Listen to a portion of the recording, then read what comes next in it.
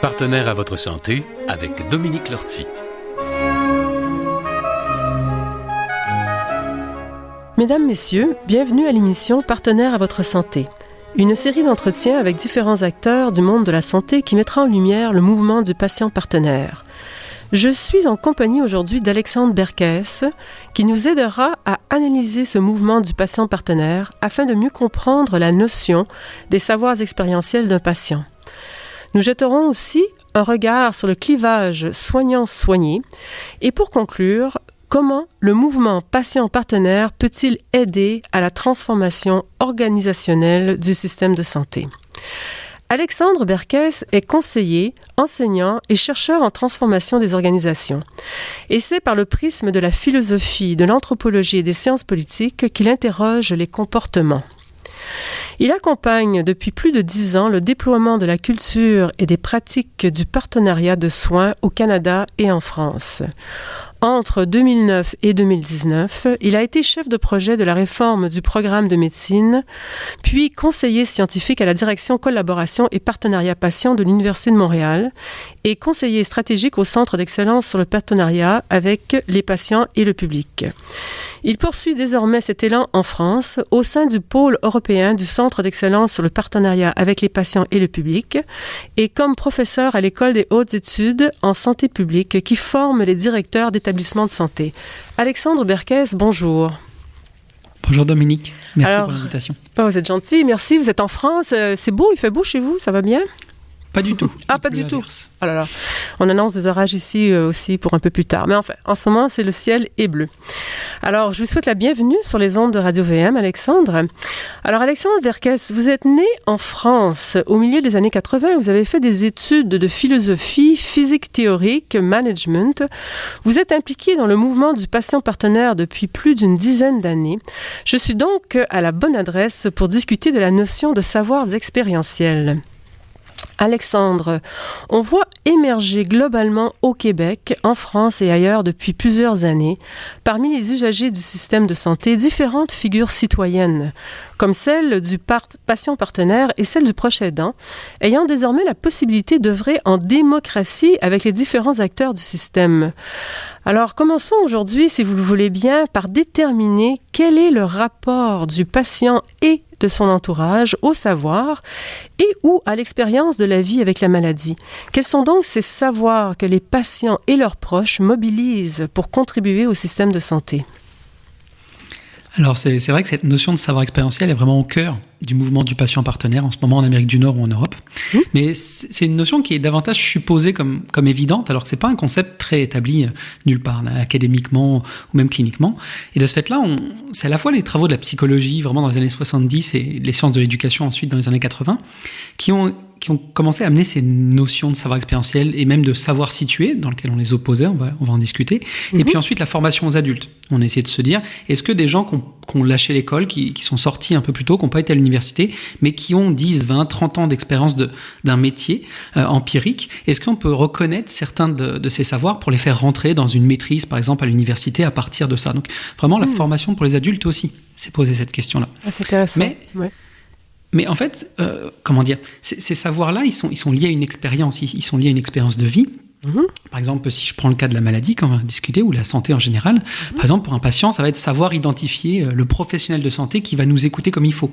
On va être capable de repérer aux urgences ou dans un autre service celui qui va être capable d'écouter notre requête de la manière la plus adéquate et qu'on sait qu'il va nous aider dans la direction où on va aller. On a d'autres patients qui disent qu'ils ont appris pour leur part à savoir reconnaître, par exemple, certaines sensations de leur corps, de manière à savoir vraiment précisément où ça se vient, et puis de le décrire de manière tellement fine que ça aide vraiment les professionnels lorsqu'ils essaient de les informer du mal pour lequel ils viennent les voir. Donc, ça, c'est vraiment le type de savoir totalement incarné et puis lié à la santé qui sont ceux qu'on va discuter certainement aujourd'hui. D'accord. Alors, en fait, ce que vous nous dites, c'est qu'un patient, premièrement, d'un patient à l'autre, ça doit changer. On prend un médicament, on en prend un autre, on n'a pas tous la même réaction. Et à ce moment-là, il n'y a qu'avec le temps et la possibilité de communiquer avec un professionnel de la santé à l'esprit ouvert qui va nous écouter, qui va pouvoir ajouter donc l'apport qu'on va apporter de par notre expérience, va aider finalement à nos propres soins, quoi. Exactement.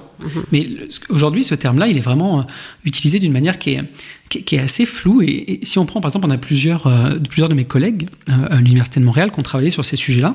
C'est beaucoup le milieu de la santé mentale, d'ailleurs, qui a travaillé sur ces savoirs expérientiels. On a, par exemple, Eve Gardien et Baptiste Gaudry, qui sont deux chercheurs connus en France et au Canada là-dessus. Et j'ai une phrase de Baptiste qui le disait de cette manière-là. Le savoir expérientiel, c'est pas juste une pure et simple compilation de situations de vie.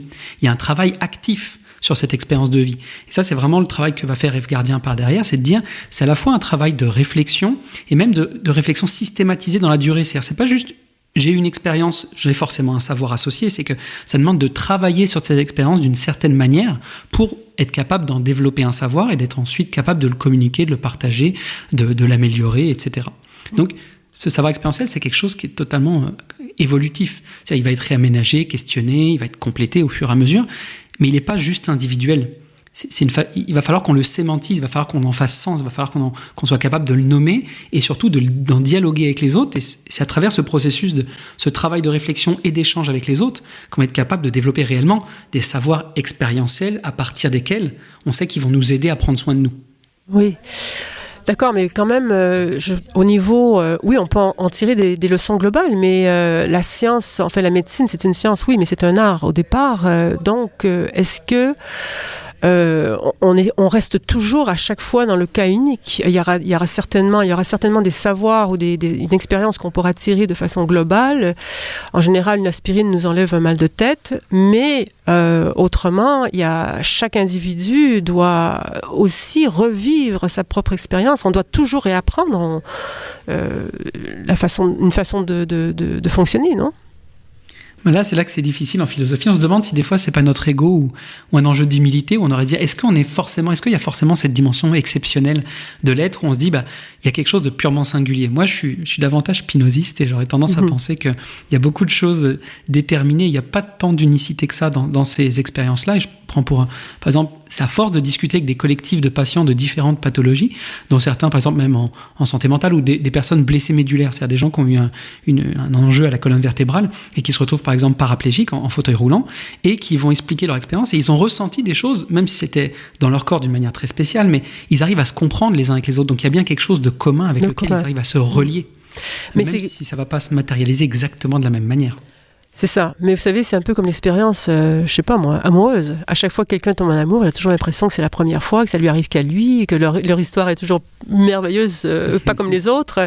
Peut-être que, c'est ça. Alors peut-être que l'expérience, même si en fait finalement avec le recul, on se rend compte que bon, on le vit tous un peu de la même façon. C'est peut-être pour la maladie la même chose. Alors on a toujours l'impression, parce qu'on le reçoit pour la première fois, on reçoit cette expérience pour la première fois, de la vivre de façon extraordinaire et unique. Oui, on peut rejoindre un bain commun si on veut, mais en même temps la sensation est toujours quand même prise d'un point de vue individuel, je pense, je crois. Oui. On l'entend aussi du point de vue du deuil, par exemple. Chacun va avoir un rapport à la mort différent, à la souffrance associée, mais globalement, on arrive quasiment à retrouver des étapes communes chez l'ensemble des humains d'une culture à l'autre, où il y a quand même beaucoup d'invariants. Il va y avoir quand même des choses qui varient, on s'entend, mais globalement, il y a des grands processus par lesquels l'être humain passe pour travailler sur cette douleur-là et faire sens en fait de cette douleur pour l'intégrer à sa vie et continuer à vivre à partir de celle-ci.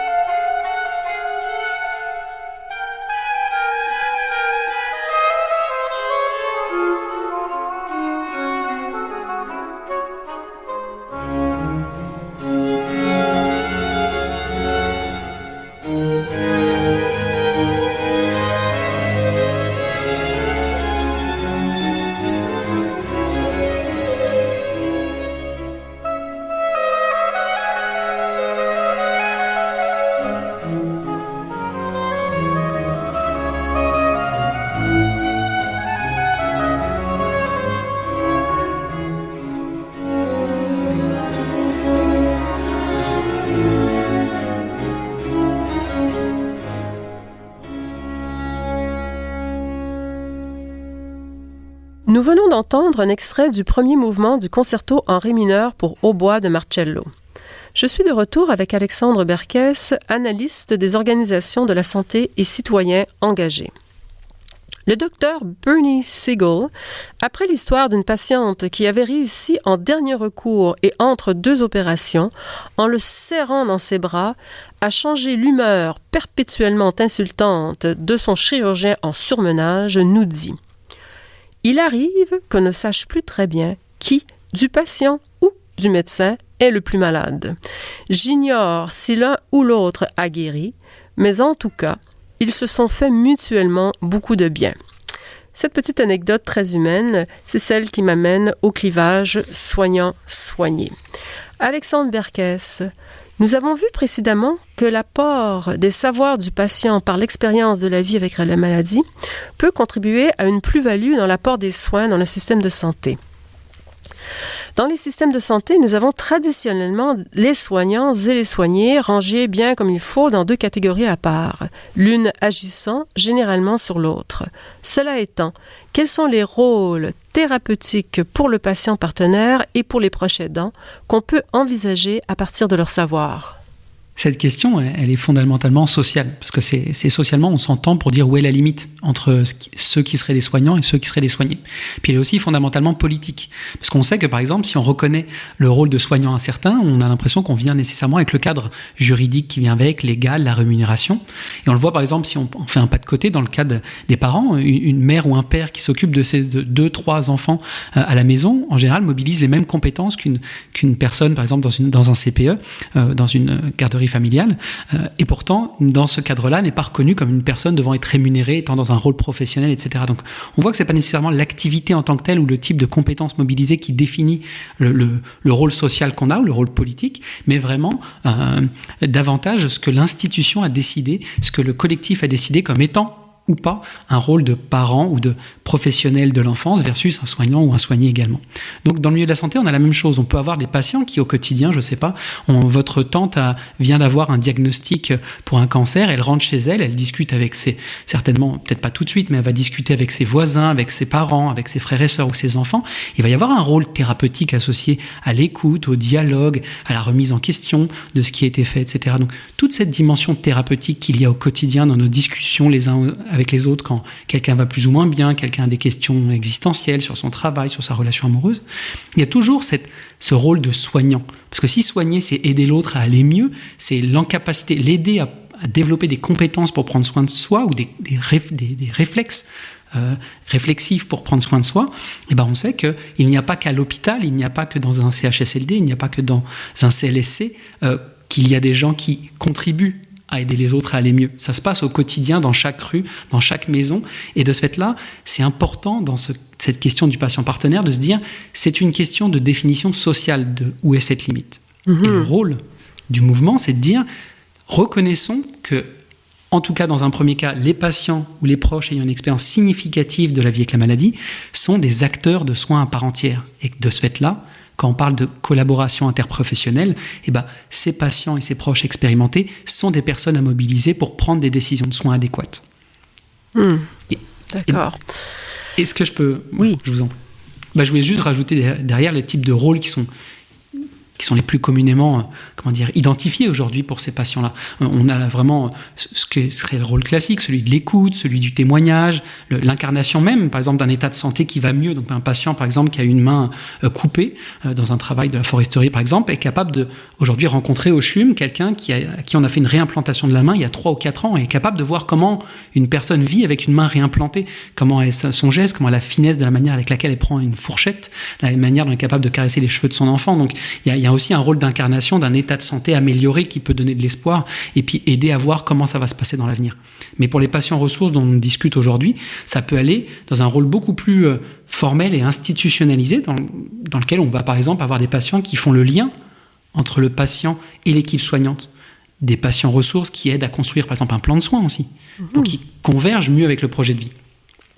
Ou encore des patients qui vont partager leur savoir personnel, mais aussi des savoirs collectifs qu'ils ont acquis à travers leur vie associative ou la socialisation de leur savoir avec d'autres patients expérimentés.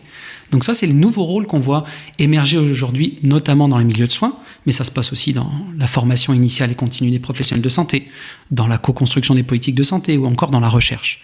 Donc cette limite-là, aujourd'hui, elle est questionnée. On la remet de manière démocratique au sens du questionnement collectif et on se dit, il est où le curseur ? Il est où l'endroit où on reconnaît le rôle de chacun comme étant un soignant, un soigné ? Et est-ce que les professionnels de la santé ne sont pas aussi des personnes qui sont soignées à travers cette relation de soins ? Évidemment, il y a l'apprentissage aussi. Alors, le professionnel de la santé, s'il est ouvert et qu'il apprend, à quelque part, il grandit aussi à travers cette relation. Il développe lui-même des savoirs grâce à l'expérience du patient. Et cette communication entre deux personnes, deux êtres humains, de toute façon, lorsqu'il y a collaboration, en général, il y a toujours quelque chose, il y a un phénomène qui se produit qui ne peut qu'être bénéfique. Ça fait sens. Si je suis un professionnel de santé et que je vois que mon rôle, ma contribution aide l'autre à développer son autonomie, sa capacité à prendre soin de soi, et que je n'ai pas fait juste le soigner et puis il repart chez lui avec le même degré de dépendance au système de santé, mais il repart chez lui avec un degré d'incapacitation accru, je pense qu'en termes de professionnel de santé, en tant que professionnel de santé, on doit se sentir davantage fier, notre métier doit faire davantage sens, et que de ce fait-là, globalement, on va mieux.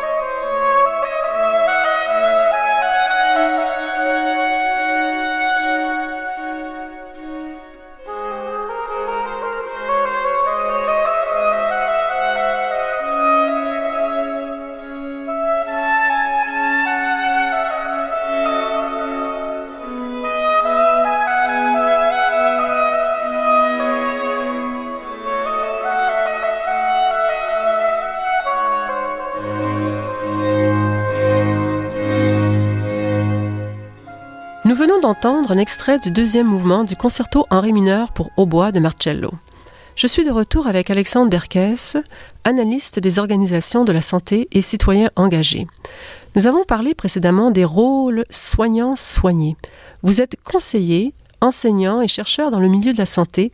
Alors, de façon plus concrète, Alexandre Berkès, quels sont les projets que vous avez accompagnés dans un système de santé, que ce soit en France ou au Québec? Pouvez-vous nous parler d'exemples du fonctionnement en situation, de l'accompagnement ou de la contribution patient partenaire? Alors, première chose que je voulais mentionner, c'est que on n'a pas attendu des personnes comme moi ou comme Vincent Dumez, Antoine Boivin, Marie-Pascale Pommet, etc., qui sont des personnes, des patients ou des professionnels de santé très impliqués dans ce mouvement-là et qui y contribuent au quotidien, en particulier au Canada, mais parce que ces pratiques-là se font depuis des dizaines et des dizaines d'années, notamment dans les milieux associatifs. Par exemple, si je prends le cas justement de l'hémophilie, des patients expérimentés partageaient déjà, et avec des professionnels de santé, des astuces ou des savoirs pratiques sur, par exemple, l'injection de produits sanguins, et de ce fait-là, se partager ça entre eux, entre parents, entre professionnels, et donc, dans plusieurs milieux associatifs, depuis les années 60-70, ça fait déjà longtemps qu'on pratique le partenariat. Mais aujourd'hui, on essaye d'étendre ça à des milieux où, naturellement, ça n'a pas émergé de cette façon-là, pour une question d'organisation du soin, d'un type de pathologie, etc. Et donc, dans d'autres milieux, je vais vous donner quelques exemples. Si je prends l'U2M, l'Université de Montréal, où j'ai justement travaillé pendant plusieurs années, on a eu par exemple deux patientes atteintes de fibromyalgie, donc une maladie qui a son lot de douleurs associées, qui donc, pendant 10, 20, 30 ans, quand c'était non reconnu encore par le système de santé, ont dû apprendre à gérer la douleur chronique au quotidien de manière assez autonome et seule. Et de ce fait-là, on a été capable de mobiliser avec eux ces savoirs pratiques qu'ils ont développés à travers le temps pour co-construire un cours sous la douleur chronique qui était avant enseigné uniquement par un professionnel de santé aux étudiants en médecine. Donc on a été capable de partir de ces savoirs, de pas uniquement faire une portion de témoignage dans le cours sous la douleur chronique et de dire on fait le cours théorique, on s'arrête 5 minutes ou une demi-heure, on laisse parler ses patientes et puis hop, on revient aux choses sérieuses qu'il y aura à l'examen. Non, on se dit il y a un savoir pertinent dans cette expérience-là qu'on peut mobiliser en complément des savoirs académiques, des savoirs scientifiques, et on va les mobiliser donc avec un professionnel pour co-construire le cours entièrement et le co-enseigner ensuite. Donc ça, c'est un exemple concret dans la formation. Si je prends dans le milieu de la santé, dans le milieu des soins, on peut avoir aussi au CHU de Rennes, par exemple, On a des patients qui ont une expérience de vie avec la stomie. Donc, c'est une poche qu'on peut avoir, par exemple, si on a eu un enjeu avec notre urètre ou surtout avec la vessie associée, et que de ce fait-là, on va avoir un poche dans lequel c'est là que notre urine va se déverser, qu'on va devoir changer au quotidien. C'est quelque chose d'assez compliqué, d'assez malaisant socialement, etc. Et c'est ces patients-là qui vont être maintenant disponibles pour des personnes à qui on va mettre une stomie et qui vont donc le CHU va mettre en place des consultations par des patients ressources expérimentés dans la vie avec une stomie urinaire et qui vont intervenir après la consultation avec le stomathérapeute pour aller voir ces patients et leur dire voilà, moi je vis avec depuis 15 ans, voici en gros ce que tu vas connaître, voici comment je me débrouille socialement quand je vais à un dîner chez les amis, voici comment je fais quand je vais faire l'amour avec quelqu'un, bref, dans toutes les situations où ces patients n'auraient jamais osé dans la première, troisième, quatrième consultation avec leur professionnel poser ces questions-là. Et donc là, ils vont pouvoir avoir une demi-heure, une heure et demie de discussion dans un cadre plus informel qu'habituellement avec un professionnel pour justement aborder ces questions-là. Et c'est là que vont se partager ces savoirs-là. Et une partie de ces savoirs, les professionnels les connaissent parce qu'ils vivent au quotidien dans ce milieu-là, ils voient des patients vivant avec une stomie. Mais le fait d'être quelqu'un qui est passé par là fait en sorte que ces mêmes mots, ces mêmes discours, quand ils vont être prononcé et dit à une autre personne, le fait d'avoir nous-mêmes être passé par là va donner une autre légitimité à notre savoir et ça va avoir un écho totalement différent chez le patient qui va écouter et qui va être en relation avec ce père-là. Et on a vu vraiment que c'est donc pas juste une question de savoir. On ne peut pas juste dire ces savoirs expérientiels, ils sont pertinents, on va les capter, on va les rédiger, les formaliser, puis c'est les professionnels qui vont les envoyer aux autres patients. On va dire ça y est, on a fait le travail qu'on voulait faire, on fait du partenariat. Alors qu'on se rend compte que la personne qui les porte, la personne qui les incarne, la personne qui va les partager, les mettre en dialogue avec quelqu'un, rentrer en relation avec quelqu'un, le fait que ça soit un père, ça augmente énormément l'impact thérapeutique que vont avoir ces savoirs-là. Donc, c'est avant tout une innovation relationnelle, c'est de se dire, reconnaissons la légitimité thérapeutique de ces acteurs expérimentés-là, les patients, les proches, partenaires, et mettons-les dans le système de santé, créons-leur des espaces dans lesquels ils vont pouvoir intervenir en complémentarité des professionnels de santé dans ce rôle de soins. Mais là, j'ai une question pour vous, Alexandre Verkès. On parle de démocratie, on parle de soins, on parle de temps alloué à quelque chose, on parle de collaboration finalement, parce que le partenariat patient, c'est une collaboration. Est-ce que, parce qu'en ce moment, je crois que le patient partenaire, les cours à l'Université de Montréal, par exemple, les patients partenaires sont rémunérés. Mais oui, dans le milieu clinique ou dans le milieu de la recherche, le patient partenaire, en ce moment, je crois, est bénévole. Je ne suis pas certaine, est-ce que c'est pareil en France? Ici, en tout cas, je crois qu'ils sont bénévoles encore. Est-ce qu'on peut imaginer, et est-ce que ce serait une bonne chose, ça c'est aussi l'autre question, et peut-être que ça varie suivant les cas où on fait, de rémunérer ces patients, qu'ils puissent quand même, à part la satisfaction personnelle d'avoir contribué, qui est déjà énorme, mais d'avoir quelque chose en retour. Je pense effectivement, quelque chose de dans la majorité des cas, les personnes ne sont pas rémunérées. En tout cas, en France. Au Canada, en tout cas au Québec, c'est davantage le cas avec le Centre d'excellence sur le partenariat avec les patients publics et la DCPP à l'Université de Montréal, comme on l'a décrit au début dans l'introduction. Ça, c'est vraiment pour un engagement en disant si ces personnes engagent du temps, de l'effort pour réaliser cette tâche-là, on va se débrouiller pour dégager de l'argent qu'ils le fassent. La question du statut est plus difficile. On ne peut pas encore les reconnaître comme enseignants vacataires, etc. Par contre, il y a deux choses. Quand on a posé la question il y a plus de 350 patients qui travaillent à l'Université de Montréal, enfin qui sont reliés et qui interviennent sur des projets de partenariat liés à l'Université de Montréal. On a posé une question à plusieurs d'entre eux sur quelle était la contribution, enfin quel était l'impact principal qu'avait votre engagement au sein de ces projets. Le premier qui revenait, c'était celui de faire sens de la vie qu'on a eue avec la maladie. Donc effectivement, le premier, il n'est pas avoir un revenu principal à partir duquel vivre aisément. Ça a rarement été le cas. Mais vous avez raison de ramener le fait que malgré ça, pour que ça dure dans le temps, pour que des personnes ne s'essoufflent pas et puis qu'elles puissent par exemple laisser plus de temps à ça, 2-3 jours par semaine et garder une autre activité complémentaire à côté et que ça puisse être quelque chose qui complémente leur revenu, c'est légitime. Parce que dans la majorité... Pardon, excusez-moi. Pardon, il ne faut pas qu'on se retrouve non plus avec une situation où il n'y a que les patients aisés qui contribuent. Exactement. Parce que ce qui arrive, c'est que c'est beau être bénévole. Moi, je suis bénévole aussi, mais il faut avoir les moyens d'être bénévole, c'est ça. Exactement, ça crée ce biais-là. C'est-à-dire, il y a beaucoup de personnes retraitées, beaucoup de personnes qui gagnent relativement bien leur vie, qui peuvent se permettre d'avoir 1, 2 ou 3 jours de ne pas aller travailler. Mais justement, comme il y a une volonté aussi d'élargir un petit peu le type de personnes qui contribuent, pour justement que le type d'apport et de contribution soit aussi diversifié, et il y a cette volonté-là de rémunérer, de créer un cadre dans lequel soit reconnue la valeur du travail qui est donné, et des savoirs notamment. Donc il y a aussi un rôle symbolique.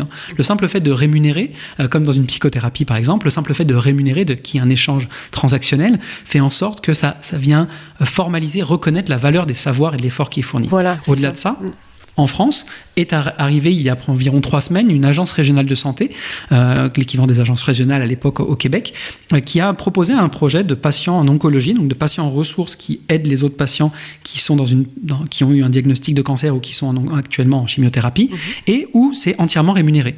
Et là, il y a eu une vague de réactions dans le milieu professionnel où les personnes ont interrogé à quel point ce type de contribution n'allait pas être totalement utilitariste par rapport du fait qu'on allait les rémunérer, alors que historiquement, ça a toujours été des bénévoles. Et ce que ça amène comme questionnement, et ce qu'il y a eu de retour comme réaction des patients partenaires déjà impliqués dans le système de santé, c'est de dire, mais est-ce que vous, en tant que professionnel, le fait que vous soyez rémunéré change ? Est-ce que de ce fait-là, vous êtes moins égoïste, vous êtes moins utilitariste, moins conséquentialiste, et que vous, ça change la nature et l'envergure de votre engagement et de votre rôle thérapeutique ? Voilà. C'est très intéressant, en fait. C'est toute une autre question. C'est pas simple, il faut y réfléchir. Malheureusement, Alexandre Berquès, c'est tout le temps dont nous disposons. Alors, pour conclure cet entretien et avant de nous quitter, j'aimerais vous lire un passage de Étienne de la Boétie, tiré du discours sur la servitude volontaire. « Ce maître n'a pourtant que 2 yeux, 2 mains, un corps, et rien de plus que n'a le dernier des habitants du nombre infini de nos villes. Ce qu'il a de plus, ce sont les moyens que vous lui fournissez pour vous détruire. D'où tire-t-il tous ces yeux qui vous épient, si ce n'est de vous ? Comment a-t-il tant de mains pour vous frapper s'il ne vous les emprunte ? Les pieds dont il foule vos cités ne sont-ils pas les vôtres ? A-t-il pouvoir sur vous qui ne soit de vous-même ? » Pour ceux et celles qui seraient intéressés à suivre les travaux de recherche et les réflexions citoyennes d'Alexandre Berquès, je vous invite à aller voir son site web intitulé « Citoyen à plein temps ». Alexandre Berquès, je vous remercie pour cet entretien, partenaire à votre santé, à la technique Daniel Fortin, ici Dominique Lortie. Mesdames, Messieurs, je vous souhaite une bonne semaine.